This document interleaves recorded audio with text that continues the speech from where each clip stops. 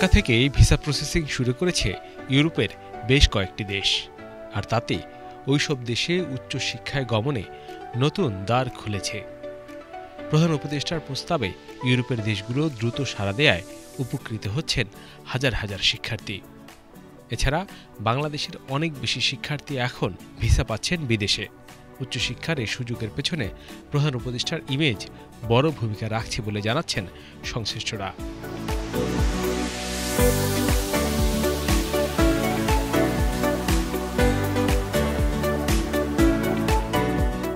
উচ্চশিক্ষায় বাংলাদেশিদের প্রধান গন্তব্যগুলোর একটি ইউরোপীয় ইউনিয়নের দেশগুলো।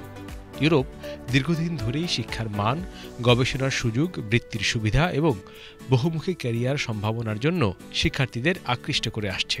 কিন্তু এতদিন ভিসা প্রক্রিয়ার জটিলতা অনেক শিক্ষার্থীর জন্য প্রধান বাধা হয়ে দাঁড়াত। এসব অনেক দেশের ভিসা সেন্টার নেই বাংলাদেশে, ফলে ওইসব দেশের ভিসা নিতে দিল্লি ছুটতে হয় শিক্ষার্থীদের। সেটি যেমন কষ্ট ও ঝামেলার, তেমনি বাড়তি খরচেরও কারণ। ২৪-এর অভ্যুত্থানের এই স্লোগান যেন এক এক করে বাস্তবে রূপ নিচ্ছে। আর সাম্প্রতিক রাজনৈতিক পরিস্থিতিতে শিক্ষার্থীদের দুর্ভোগ বাড়ে আরও, কেননা ভারত বাংলাদেশিদের ভিসা দিতে গড়িমসি করছে। এমন প্রেক্ষিতে ঢাকায় এসব দেশের ভিসা কার্যক্রম চালুর বিষয়ে গুরুত্ব দিয়েছে বাংলাদেশ। প্রফেসর মোহাম্মদ ইউনুস দায়িত্ব নেয়ার পর এ বিষয়টি নিজেই তদারকি শুরু করেন। ডিসেম্বর মাসের ৯ তারিখে ইউরোপীয় ইউনিয়নভুক্ত দেশগুলোর প্রতিনিধিদের সঙ্গে ঢাকায় বৈঠককালে প্রধান উপদেষ্টা বলিষ্ঠভাবে জানান যেন ভিসা প্রক্রিয়া ঢাকায় করা হয়। তার জোর ছিল ভিসা নিতে যেন দিল্লি না যাওয়া লাগে বাংলাদেশিদের। প্রয়োজনে তৃতীয় অর্থাৎ অন্য কোনো দেশে তা স্থানান্তরের পক্ষে অবস্থান জানান তিনি। Students going to European countries and waiting and cannot get the visa because that's the only place where they get the visa. That's what we did. So we'll be requesting you to shift the visa embassy away from Delhi. It could be Bangladesh if you can do that. If you have another country, Nepal or Bangkok, Thailand, would be very happy so that we don't have to go to India. It becomes expensive when we go to Thailand, which is cheaper if you can come to Nepal, or much better if you can do it in Bangladesh. That will be very helpful for us. সরকারের আন্তরিকতায় এই প্রক্রিয়ায় সুফল আসে দ্রুত। ইউরোপীয় দেশগুলো ইতিবাচক সাড়া দেয় প্রফেসর ইউনুসের আহ্বানে। এখন থেকে বাংলাদেশের নাগরিকরা Belgium, Finland, Iceland, Latvia, Luxembourg, Netherlands, Poland, Slovenia এবং সুইডেন, এই ৯টি দেশের শেনজেন ভিসার জন্য সরাসরি সুইডেন দূতাবাসের মাধ্যমে আবেদন করতে পারবেন। এই গুরুত্বপূর্ণ কার্যক্রমটি গত ১০ই মার্চ থেকে আনুষ্ঠানিকভাবে শুরু হয়েছে। অন্যদিকে পর্তুগাল, রোমানিয়া, বুলগেরিয়া এবং ক্রোয়েশিয়ার মতো ইউরোপের আরও ৪টি দেশ ঢাকায় তাদের নিজস্ব ভিসা সেবা অফিস স্থাপনের মাধ্যমে ভিসা প্রক্রিয়াকে আরও গতি দিয়েছে। চিকিৎসার জন্য যেমন বিকল্প খুঁজে নিয়েছে বাংলাদেশ, তেমনি ইউরোপের ভিসা নিয়েও বড় অর্জন হলো। দিল্লির মুখে ছাই দিয়ে ঢাকাতেই চালু হলো কাঙ্ক্ষিত ভিসা সেন্টার। এখন আর দিল্লি নয়, ঢাকা থেকে পাওয়া যাবে শেনজেন ভিসা। এই উদ্যোগ বাস্তবায়ন করবে বিএফএস নামক প্রতিষ্ঠান। দূতাবাসগুলোর পক্ষে তারাই এখানে প্রক্রিয়া সম্পন্ন করবে। নতুন উদ্যোগের ফলে বাংলাদেশ থেকে ইউরোপে ভ্রমণ, শিক্ষা অথবা কর্মসংস্থানের উদ্দেশ্যে যেতে ইচ্ছুক নাগরিকদের জন্য ভিসা সংক্রান্ত প্রক্রিয়া অনেকটাই সহজ হয়ে যাচ্ছে। এসি বা কনসুলেট তারা যারা আগে ইন্ডিয়াতে স্টুডেন্টকে সশরীরে উপস্থিত হয়ে ফাইল জমা দেওয়ার জন্য বাধ্যবাধকতা ছিল, এর মধ্যে বেশ কয়েকটা এমবেসি বাংলাদেশে ওদের অফিসিয়াল কার্যক্রম শুরু করেছে ভিএফএস-এর মাধ্যমে। এখন স্টুডেন্টরা বেশ কয়েকটা এমবেসির স্টুডেন্ট ভিসা এবং অন্যান্য ভিসার জন্য আর ইন্ডিয়ান আগে বাংলাদেশেই তাদের ফাইলটা ড্রপ করতে পারতেছে, বায়োমেট্রিক সম্পন্ন করতে পারতেছে। সো এটা স্টুডেন্টদের জন্য একটা ভালো অ্যাডভান্টেজ। ভিসা আবেদন প্রক্রিয়া সহজ হওয়ায় এখন বাংলাদেশের শিক্ষার্থীরা ইউরোপের এই দেশগুলোতেও সহজেই ভর্তি হতে পারবেন। দীর্ঘসূত্রিতা এবং জটিলতা কমে যাওয়ায় মেধাবী অনেক শিক্ষার্থী এখন বিদেশে উচ্চশিক্ষার জন্য আবেদন করতে উৎসাহী হবেন। বিদেশে উচ্চশিক্ষার ক্ষেত্রে বাংলাদেশের স্টুডেন্টদের জন্য ইউরোপ, আমেরিকা এবং অস্ট্রেলিয়া, কানাডার ক্ষেত্রে সবসময় অবস্থানটা অনেক বেশি ছিল এবং আগ্রহের যে মাত্রাটা অনেক বেশি।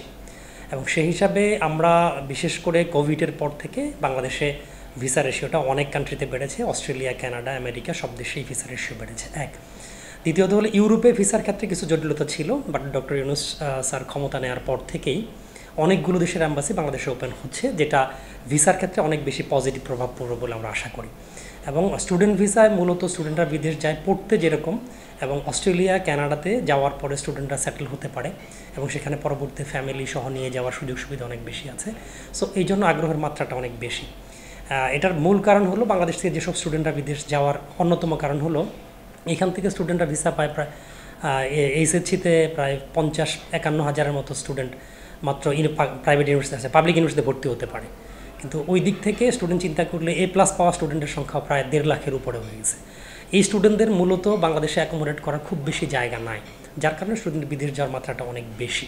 এবং আমরা দেখছি যে এই জাস্ট অল্প কিছুদিন ধরে স্টুডেন্টদের বিদেশের প্রবণতা অনেক বেড়ে গেছে। এটার মূল কারণ হিসেবে স্টুডেন্টরা যখনই আসে বলতেছে, ভাই আমরা তো অনেক পাবলিক ইউনিভার্সিটিতে ভর্তি হতে পারছি না, পাবলিক ইউনিভার্সিটিতে পাচ্ছি না, বাংলাদেশের যে খরচ এবং বাইরে অনেক দেশে স্কলারশিপ পাচ্ছে সেই জন্য তারা যেতে যাচ্ছে, এবং টিউশন ফি তুলনামূলকভাবে কম, বাংলাদেশ থেকে অল্প একটু বেশি। তারা অনেক ক্ষেত্রে বলে যে কোয়ালিটি এডুকেশনটাও সেখানে বেশি, এই জন্য বিদেশ যাওয়ার ক্ষেত্রে আগ্রহের মাত্রাটা অনেক বেশি বেড়ে গেছে। শুধু ইউরোপের দেশগুলো থেকেই নয়, সুফল এসেছে বিশ্বের অন্যান্য স্থান থেকেও। এতদিন বাংলাদেশিদেরকে অস্ট্রেলিয়ার ভিসা নিতে হলে ভারতের দিল্লি গিয়ে প্রক্রিয়া শেষ করতে হতো। ভারতের সঙ্গে ভিসা জটিলতার প্রেক্ষিতে গত বছরের অক্টোবরে অস্ট্রেলিয়ার স্বরাষ্ট্রমন্ত্রী বার্কের বাংলাদেশ সফরের সময় প্রধান উপদেষ্টা ভিসা প্রক্রিয়া যেন ঢাকাতেই সম্পন্ন হয় সে আবেদন জানান। সে অনুরোধে সাড়া দিয়ে 5 মাসের মধ্যেই তা কার্যকর করে অস্ট্রেলিয়া। সংশ্লিষ্টরা বলছেন, নোবেলজয়ী প্রফেসর মোহাম্মদ ইউনূসের নেতৃত্ব বাংলাদেশের শিক্ষার্থীদের গ্রহণযোগ্যতা বাড়িয়েছে বিশ্বব্যাপী। ইউরোপীয় দেশগুলোর অধিকাংশ বিশ্ববিদ্যালয় বিভিন্ন স্কলারশিপ প্রদান করে, যা এখন আরও সহজে বাংলাদেশের শিক্ষার্থীদের জন্য উন্মুক্ত হবে।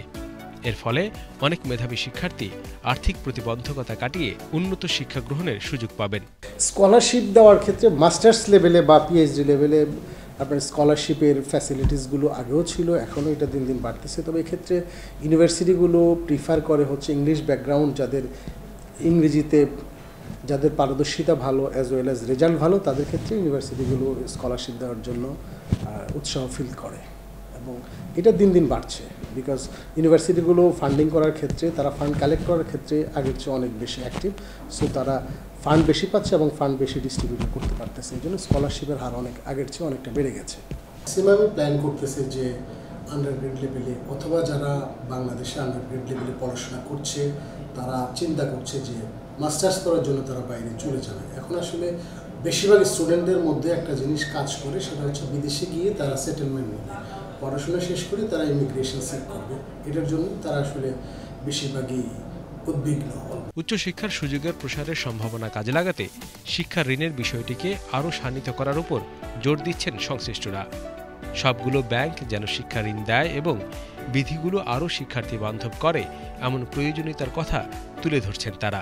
স্টুডেন্ট লোন হলে একটা স্টুডেন্ট বিদেশ যাওয়ার ক্ষেত্রে মানে মিনিমাম তাকে একটা সলভেন্সি দেখাতে হয়, 30 লাখ 40 লাখ বা 50 লাখ 60 লাখ টাকা ব্যাংক সলভেন্সি দেখাতে হয়। একটা স্টুডেন্ট ভালো রেজাল্ট আছে, ভালো IELTS আছে, বাট তার বিদেশ যাওয়ার জন্য যে সোর্স অফ ফান্ড এবং সে তার বাবা কী করে, ওই ইউনিভার্সিটি বা ওই কান্ট্রিগুলো ফলো করে যে তার পরবর্তী যাওয়ার পরে টিউশন ফি এবং অ্যাকোমোডেশন তার বাবা মা চালাইতে পারবে কিনা, ওই জিনিসটা দেখে এম্বাসি ভিজিতে চায়। অ্যান্ড ওইটা যখন সে দিতে না পারে তখন তার এই দরিদ্র ফ্যামিলির বা মিডল ক্লাস ফ্যামিলির ছেলেমেয়েরা বা বাচ্চারা বিদেশ যেতে পারে না। বাট এটা যদি বাংলাদেশ ব্যাংক বা ব্যাংকগুলো স্টুডেন্টদের লোনের ব্যবস্থা করে দিয়ে থাকে, যেমন এটা ইন্ডিয়াতে আছে, বিভিন্ন দেশেই এটা আছে, তো যদি দিয়ে থাকে তাহলে এই স্টুডেন্টরা ব্যাংক সলভেন্সিটা দেখাইতে পারতেছে। এটার একটা অবস্থান আছে। দ্বিতীয়ত হলো স্টুডেন্টদের টিউশন ফির টাকাটা দিয়ে দিল, বাট স্টুডেন্ট তো 4 বছর পড়বে, একটা টাইম পরে গিয়ে যখন সে জবে চলে গেল তখন সে ওই টাকাটা একটা পার্ট পেমেন্ট করে করে সে বাংলাদেশের লোনটা পরিশোধ করে ফেলবে। যেভাবে ওই যে বিদেশে কর্মসংস্থানের জন্য যারা যায়, ম্যান পাওয়ারের জন্য যারা যায়, তাদেরকে সরকার একটা টাকা দেয় এবং একটা টাইম পরে তারা রিটার্ন দেয়।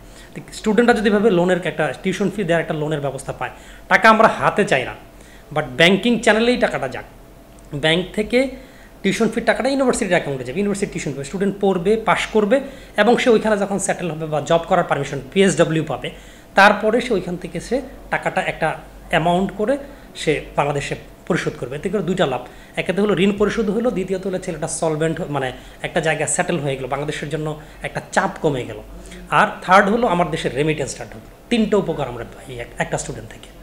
ব্যাংকগুলো স্টুডেন্ট লোনের নামে যে সহযোগিতাটা স্টুডেন্টদেরকে করছে, এটা আসলে প্রকৃতপক্ষে একটা স্টুডেন্ট ভিসা পাওয়ার ক্ষেত্রে কিছুটা সুযোগ ক্রিয়েট হচ্ছে, বাট ওভারঅল দীর্ঘমেয়াদী যে টিউশন ফি পরিশোধের ক্ষেত্রে এটা খুব একটা কাজে দিচ্ছে না।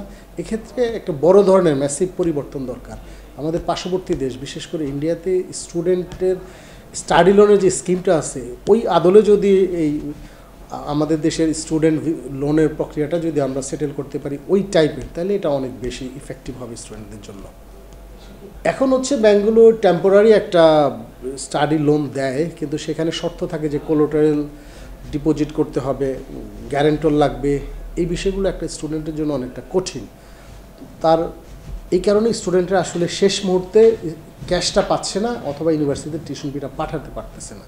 তারা তাদের যে পরিমাণ ফান্ড দেখানোর দরকার সাময়িকভাবে ওই ক্ষেত্রে তারা কিছুটা উপকৃত হচ্ছে, বাট দীর্ঘমেয়াদী টিউশন ফি পরিশোধের ক্ষেত্রে যে জটিলতা এটা রয়ে যাচ্ছে, তারা তাদের সেলফ ফাইন্যান্সে এটা পরিশোধ করতে হচ্ছে। তাদের প্রতারণার সংখ্যা ঠেকাতে সচেতনতার পাশাপাশি ব্যাংকিং চ্যানেলে লেনদেনের উপর জোর দিচ্ছেন ব্যবসায়ীরা।